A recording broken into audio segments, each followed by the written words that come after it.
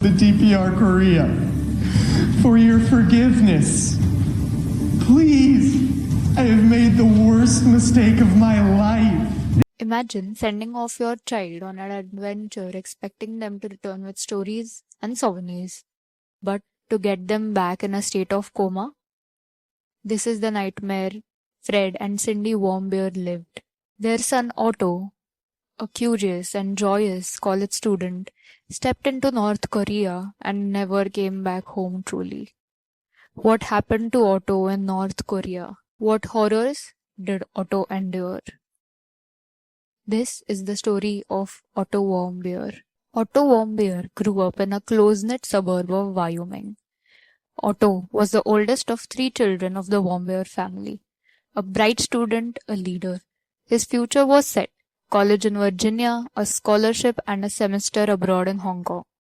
But first, a New Year's adventure in North Korea. North Korea, a country under the iron grip of Supreme Leader Kim Jong-un, is often described as one of the most brutal totalitarian regimes on earth. Its human rights records are among the worst in history. Otto booked a trip to North Korea with Young Pioneer Tours, a budget-friendly travel company known for taking adventurers to places most would never dare to go. Their slogan: destinations your mother would rather you stayed away from. At the time, US government had issued strong warnings against traveling to Korea, but the tour group claimed that it was extremely safe, even for Americans.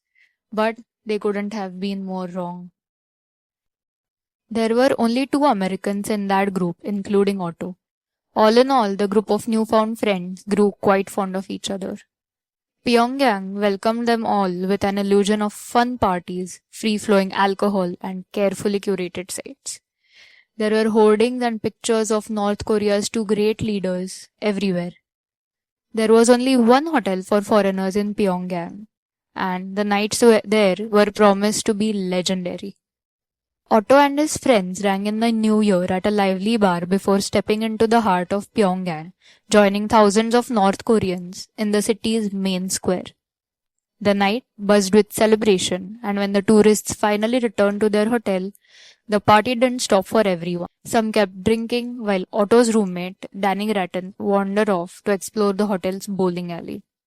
For the group, it was just another unforgettable New Year's Eve, but for Otto, it would be the last night of freedom he'd ever known. The hotel that Otto and his friends were staying in had a secluded floor, the 5th floor. The 5th floor of the hotel was only meant for staff. It was not allowed for the visitors to visit that floor.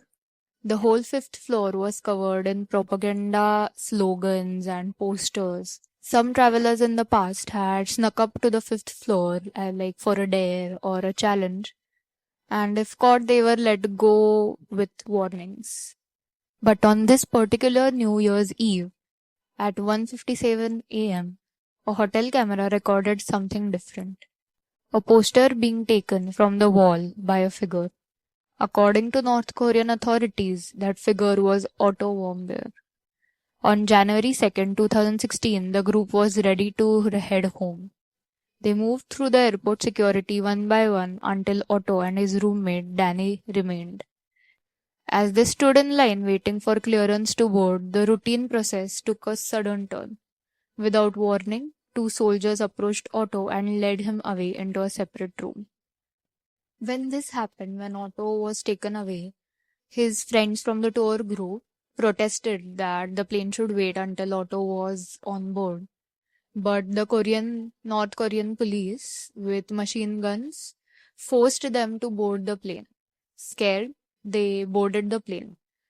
When the plane was about to leave the terminal, there was an announcement stating that Otto was taken away to a hospital because he had been very sick, which was not true at all. His friends knew that something was wrong, but of course, when police with machine guns are forcing you to do something, of course you're scared, and when you're in a foreign country, you have to follow the rules. 2 months after his arrest, the world finally learned why Otto was retained. North Korea accused him of attempting to steal a propaganda poster from a restricted area of his hotel.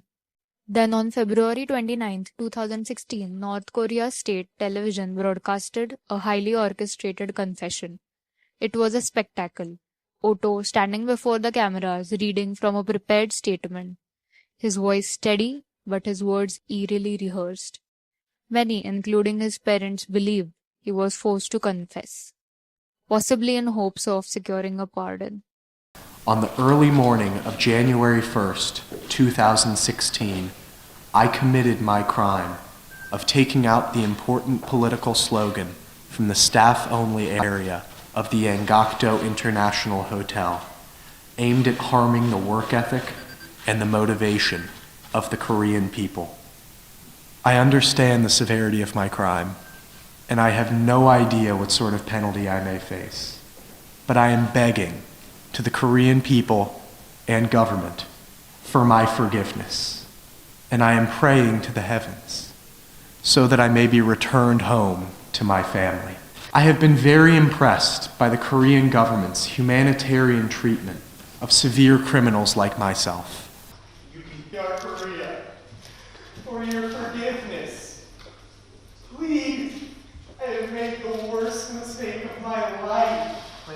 That hope was crushed just 2 weeks later. The North Korean Supreme Court sentenced Otto to 15 years of imprisonment and hard labor. 15 years for a poster. Sounds extreme, right? But in North Korea, touching, damaging, or stealing a poster or an image that has the photo of the leader is not only considered as theft, it's considered treason. However, a few things didn't add up as more information was received. First, at the first glance, Otto Warmbier's arrest looked like a reckless mistake done by a tourist. But the deeper you go, more cracks are shown. Was this really just about a stolen propaganda poster? Surveillance footage released by North Korea supposedly showed a shadowy figure removing a poster around 2 a.m. But there was a problem. It was impossible to tell if the person was even a man or woman. And the timing? Completely off. Otto had been out with his tour group celebrating New Year's. According to other travelers, they returned to their hotel around 3 a.m., a full hour after the alleged theft. Then there was his public confession. Otto sat before the cameras reading from a script. He felt like a man who was forced and unnaturally and desperately hoping for mercy. He said he did it at the request of the Methodist Church and a secretive university group known as the Z6 Society, both organizations with rumored ties to the CIA. His supposed goal? To bring home a trophy and, in his own words, harm the work ethic and motivation of the Korean people. But here's the thing. Otto wasn't even affiliated with the church. Actually, Otto was Jewish. The organizations denied any involvement, calling the claims absurd. The relations between North Korea and USA, where Otto was from, had always been a bit tense. But since Otto entered the picture, they went from bad to catastrophic.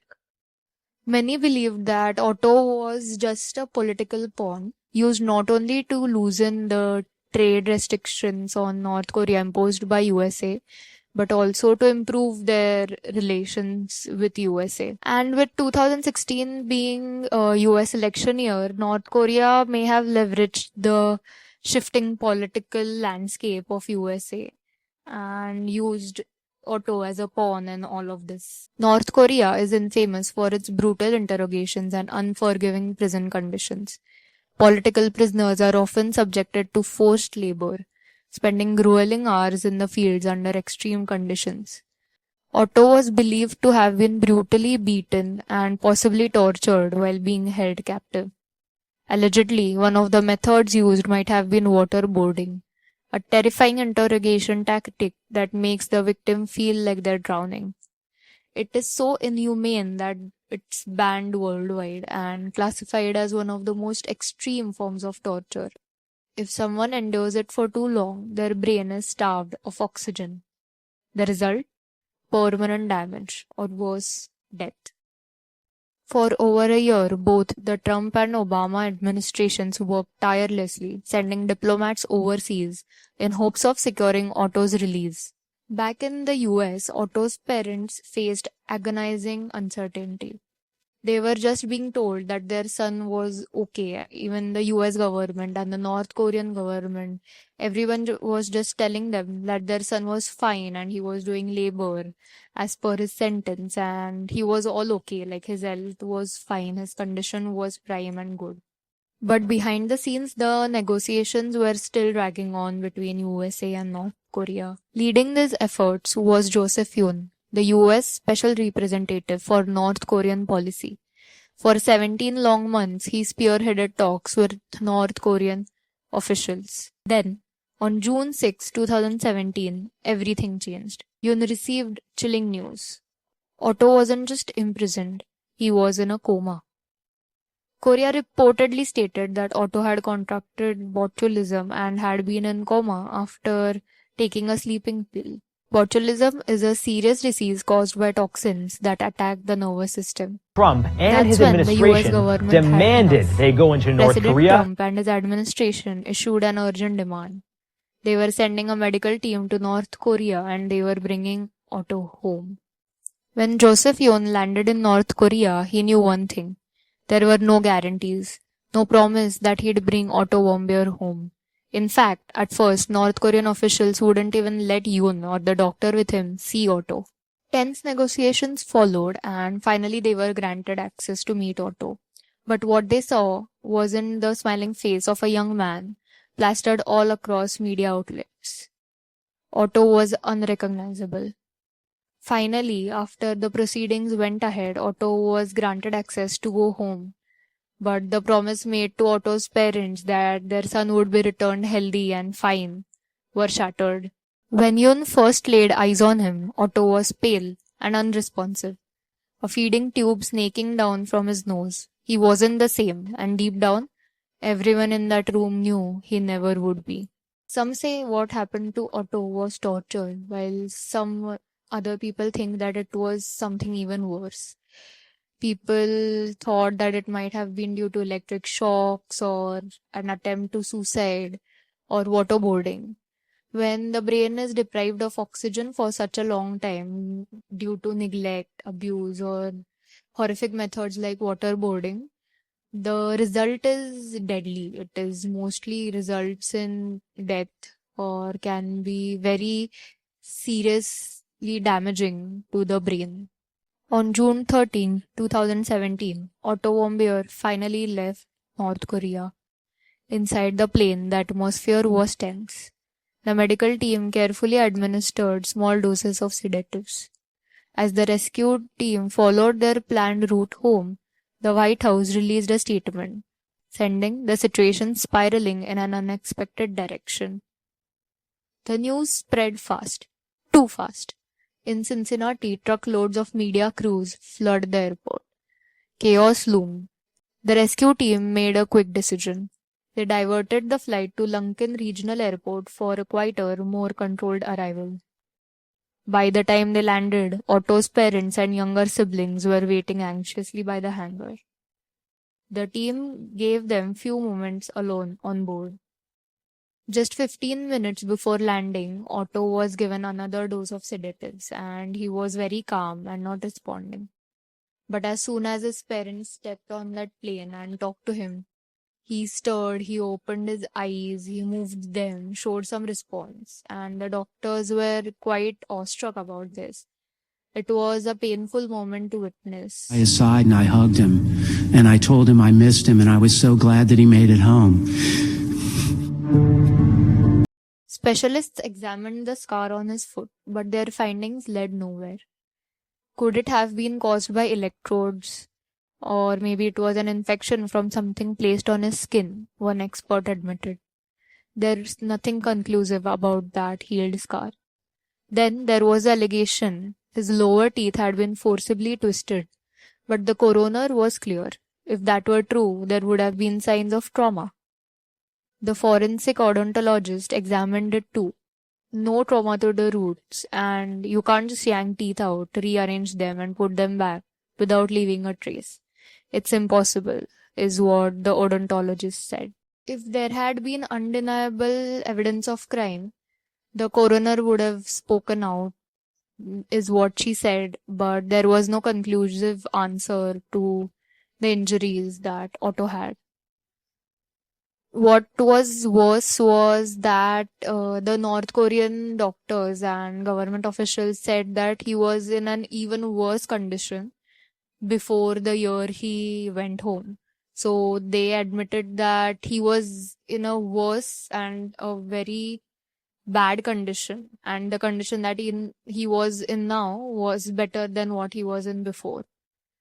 But there was another shocking truth that they revealed. They told that he was in coma for 15 months out of the 17 months that he was detained in the North Korean prison. Otto Warmbier was trapped in a lifeless body. His eyes were open, but there was no sign of recognition, no control, no response. He couldn't move, speak, or even show that he understood the world around him. For 6 agonizing days, his parents, Fred and Cindy Warmbier, sat beside him, holding onto the hope that was slipping away. After which, they decided to remove his feeding tube. On June 19, 2017, Otto Warmbier took his last and final breath. Otto's parents, Fred and Cindy Warmbier, filed a lawsuit against North Korea. With the help of government-friendly experts and lawyers, Otto's parents won $500 million in damages, but North Korea refused to pay. Then, in January 2022, the Warmbiers were given $240,000 after the US government seized assets from a North Korean bank. No amount of money can relieve Fred and Cindy of the agony that they're in. The agony of losing their son and living without him for the rest of their lives. His absence is a wound that will never heal and a trauma that they will have to suffer forever. And so, to this day, Fred and Cindy Warmbier continue their mission. The mission to uncover the darkness lurking behind Korea's very secretive regime. Otto faced a fate that no one should face. A young man who was out on an adventure came home in a vegetative state. The only mistake he did was stealing a poster from a hotel that he was staying in. If you like the story, please do subscribe to my channel. And if you have any more information regarding Otto's case, you can drop that in the comments as well. Thank you.